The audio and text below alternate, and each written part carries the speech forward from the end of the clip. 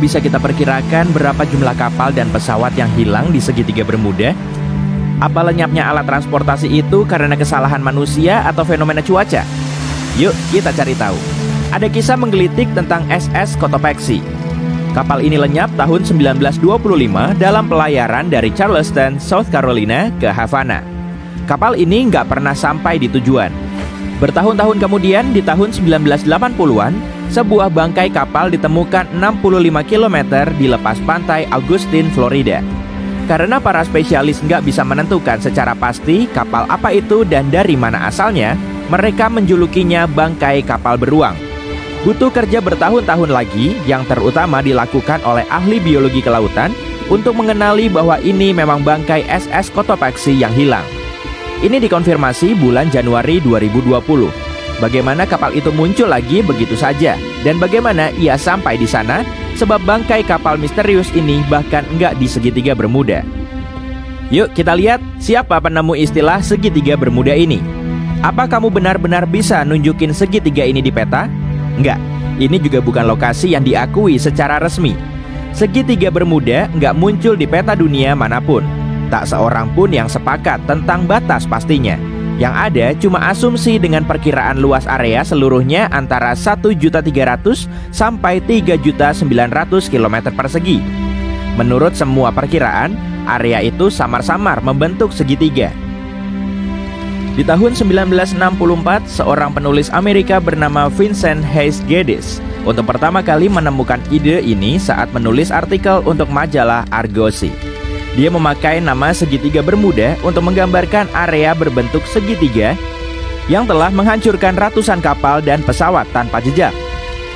Sulit sekali memperoleh jumlah kapal dan pesawat yang hilang, sebab beberapa kapal dan pesawat hilang tanpa jejak.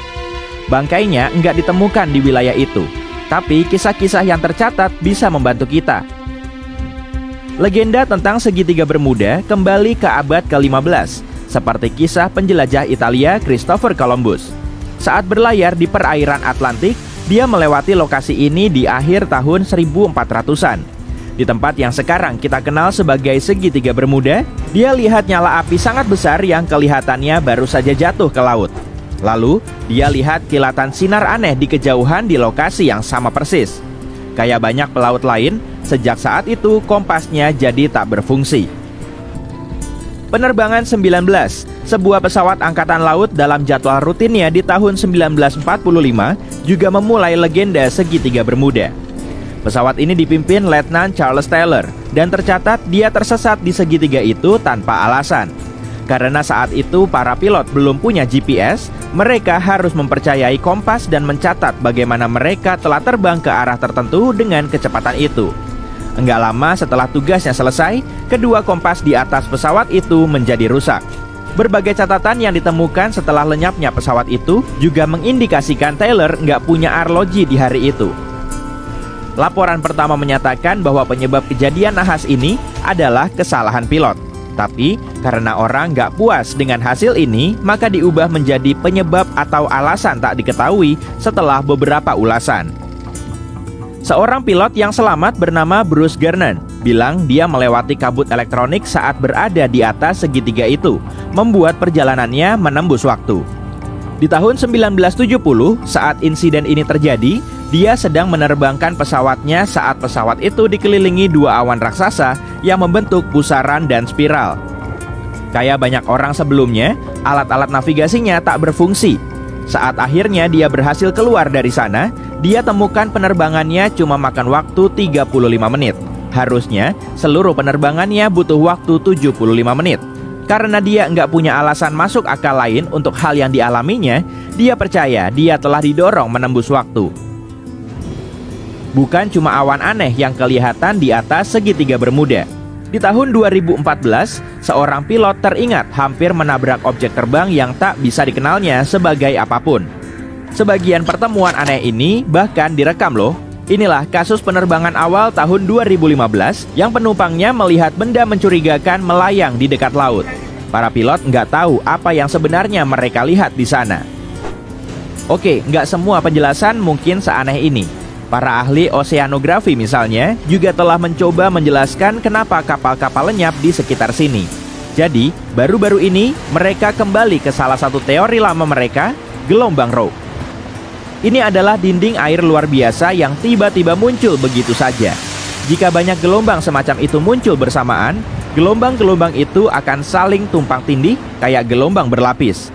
Jika satu gelombang bisa setinggi dari 10 meter dan terjadi bersamaan, maka bisa terbentuk gelombang Rogue setinggi lebih dari 30 meter. Gelombang semacam ini bisa dengan cepat menaklukkan kapal terbesar sekalipun. Para meteorolog juga menemukan penjelasan mereka sendiri, awan heksagonal.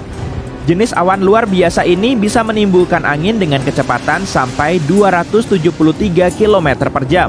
Dan awan ini juga sangat signifikan, sebagian membentang dari 32 sampai 88 km. Dalam kondisi seperti ini, gelombang di dalam angin raksasa ini bisa sampai setinggi 14 meter. Kekuatan magnet bumi sendiri mungkin ada kaitannya dengan hal ini. Di segitiga Bermuda, kompas mengarah ke utara sebenarnya, yaitu kutub utara geografis, bukan utara magnetik. Kutub utara magnetik yang bergeser. Sebagian orang telah menjelaskan bahwa karena keduanya sangat tumpang tindih di segitiga Bermuda, ini bisa menyebabkan fenomena magnetik yang bisa membuat alat-alat navigasi nggak berfungsi. Ini dinamakan garis agonik. Masalahnya, para ilmuwan telah menemukan garis ini bergeser tiap tahun. Suatu saat, garis ini bisa melewati segitiga Bermuda, tapi sekarang garis ini melewati Teluk Meksiko. Fenomena alam aneh lain yang ditemukan di sepanjang pesisir Norwegia bisa membantu menjelaskan kenapa segitiga Bermuda telah menelan korban begitu banyak kapal. Ada beberapa kawah di sana yang lebarnya mencapai 800 km dan dalamnya 48 meter.